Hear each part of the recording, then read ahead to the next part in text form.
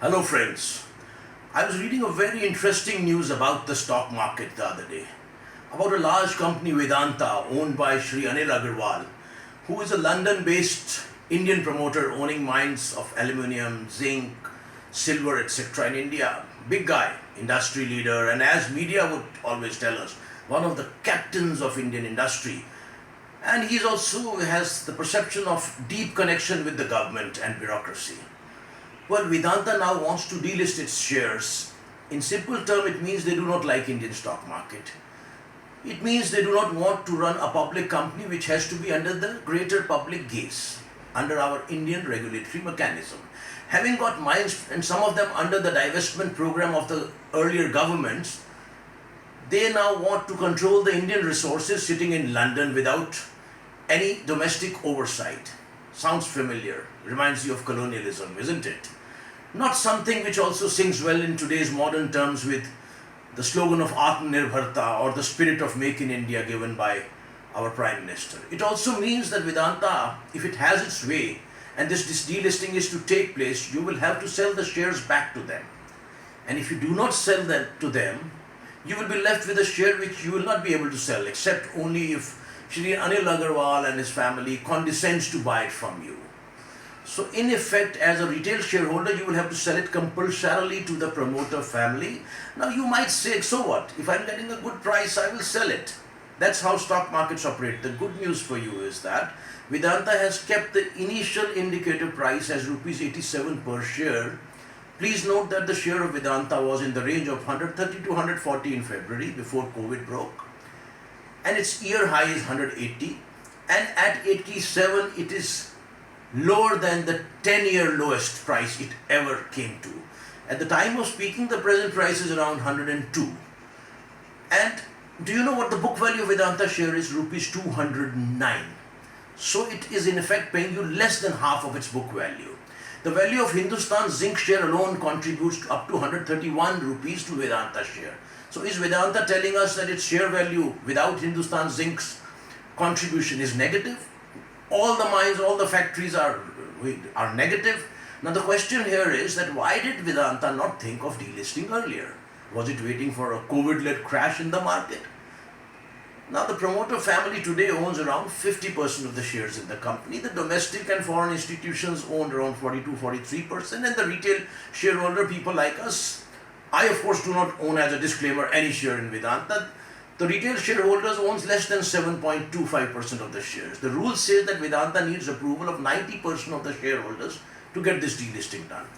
As you can say, it cannot get 90% votes unless it gets support from institutions including government-controlled banks and insurance companies. And calculation shows that even if Vedanta succeeds to buy minimum 40% of the shareholder at this price, it will pay shareholder to the tune of 13,000 crore as against 20,000 crore if it had proposed to buy it at a pre-COVID price.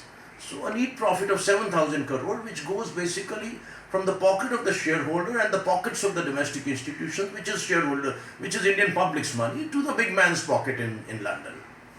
Domestic institutional money is also public money. Now, if this is to happen, remember simply that the banks and insurance companies have voted for this delisting, and the interest of the Indian public has once again been sold for a private enrichment.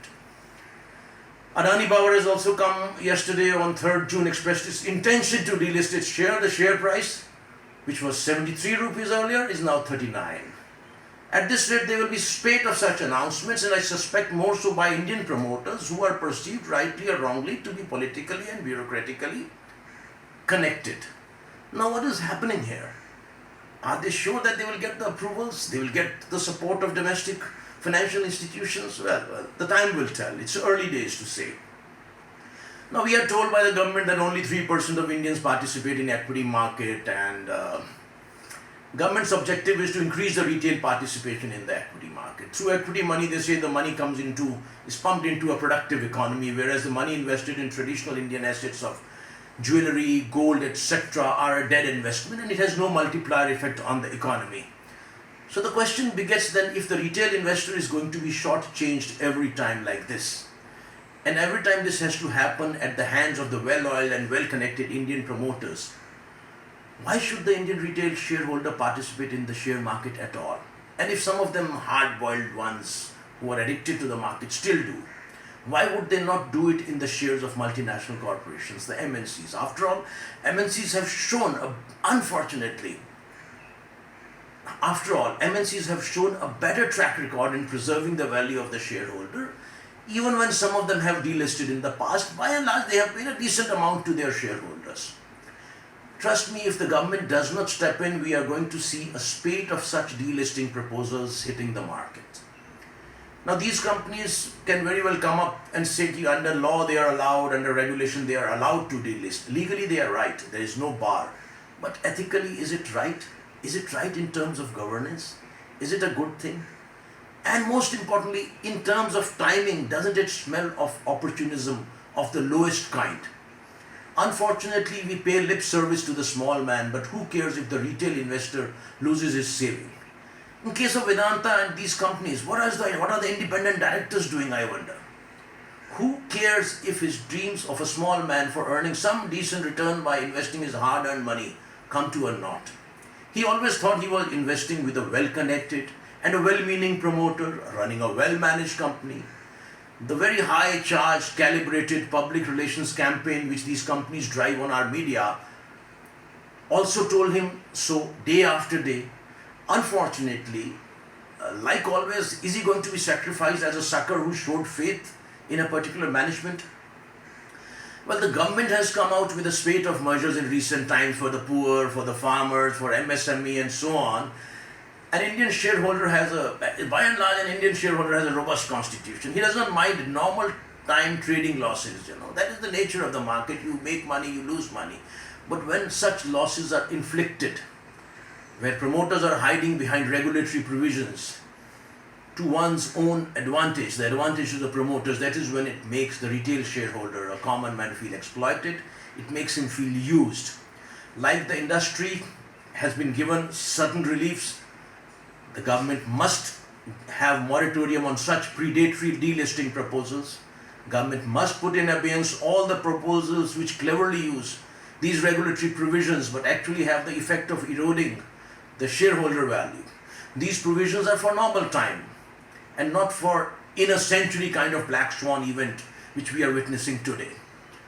Besides, are these institutional provisions, are they meant to protect the shareholders or are they meant to dupe him? These measures have to be enforced, to our mind, till the markets world over stabilize and reach a level of sanity. Once the financial markets do reach a level of sanity, there must also be a rethink on the criterion of fixing the floor price to eliminate the artificial lowering or rigging of price by taking advantage of weak liquidity in a share or extreme market conditions, such as what we are facing now.